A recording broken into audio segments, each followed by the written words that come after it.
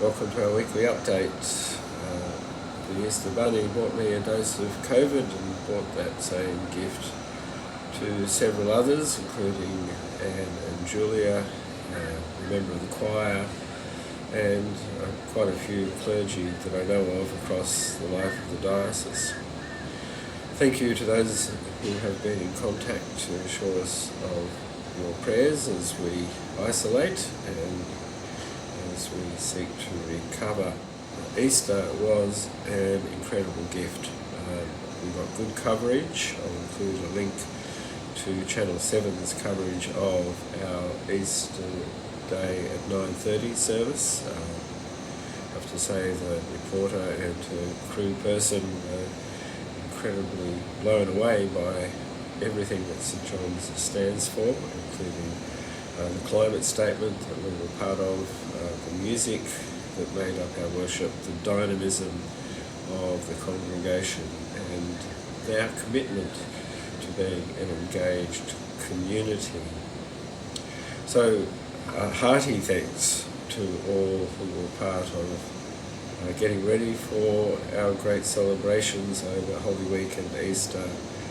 So many people put so much work into it, countless layers of people involved, stewards, servers, members of the music team and choirs, people who offer hospitality, people who read, the list goes on. And we're just so grateful for the way in which people work together to create the space in which people can encounter the crucified and risen one when they come to this place. It turns out that our discipline of wearing masks during worship, in terms of the clergy team, turns out that that discipline was well rewarded over the Easter season. I can't imagine what it would have been like if I had been, for instance, not wearing a mask on Easter Day. I got home and tested myself and found that I was positive, and so the thought that if I hadn't had a mask on, I would have exposed or potentially exposed quite a number of people to COVID, I found really quite sobering. And so it does remind us that we are in the midst of a COVID wave, that for most of us the disease will be mild, but it still is incredibly disruptive, and there's always the possibility that we could develop more severe symptoms or even long COVID. And so just an encouragement that mask wearing is still a good thing. The clergy team will continue to wear masks when we are ministering, and my discipline has been to wear a mask at all times, and I know the time when I took my mask off to engage in a pastoral encounter, and I'm pretty sure that's when I contracted COVID. So please be encouraged to continue wearing masks, because it's one of the ways in which we care for one another. And as I've said in the past, one of my disciplines is to always assume that I have COVID and that I'm wearing a mask to protect others from me. It turns out on Easter Day that was the truth of the matter.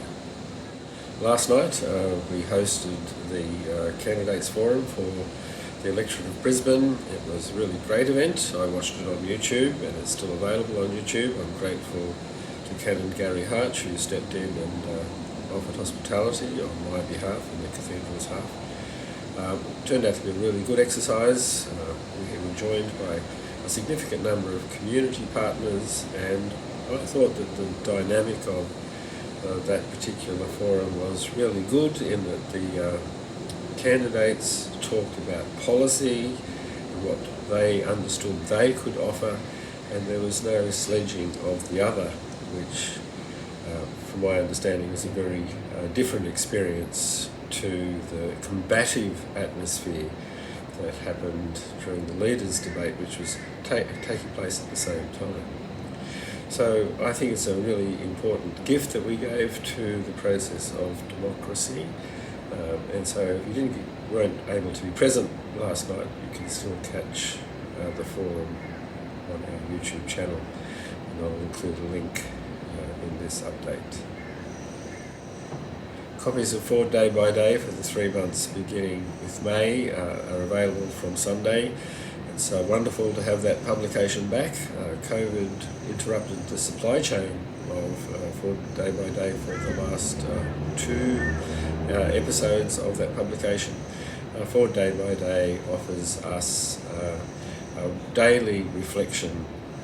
It's a wonderful little tool for helping us continue to be engaged with reflecting on faith and life each and every day. In terms of celebrations, we say happy anniversary to Eric and Sandy Anning, who had a wedding anniversary on Easter Day, and we say congratulations to Judy and Richard Fay, who've become grandparents again.